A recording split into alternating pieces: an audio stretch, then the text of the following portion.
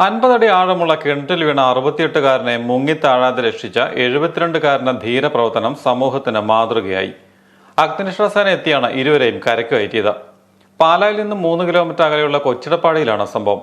68-കാരനായ പ്രകാശൻ എന്നയാളാണ് ബുധനാഴ്ച വൈകിട്ട് 15 അടിയോളം വെള്ളമുള്ള കിണറ്റിൽ വീണത്. പ്രകാശന്റെ വീട്ടുകാരുടെ നിലവിളി കേട്ട് ഓടിയെത്തിയ സമീപവാസി 72-കാരനായ കൈതോലിൽ പാപ്പച്ചനാണ് രക്ഷകനായത്. 20 അടിയോളം നീളമുള്ള ഏണി കെട്ടിയിറക്കി കയറിലൂടെ ഊർന്നിറങ്ങിയ പാപ്പച്ചൻ പ്രകാശൻ വെള്ളത്തിൽ മുങ്ങിത്താഴാതെ പിടിച്ചു നിൽക്കുകയായിരുന്നു. ശാരീരിക അസ്വാസ്ഥ്യങ്ങൾ മാറുന്ന പാപ്പച്ചൻ നടത്തിയ സമയോചിതമായ ഇടപെടലാണ് പ്രകാശന്റെ ജീവൻ രക്ഷപ്പെടുത്തിയത്.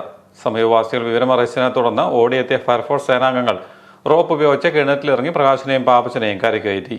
അവശനായ പ്രകാശനെ ആശുപത്രിയിൽ പ്രവേശിപ്പിച്ചു.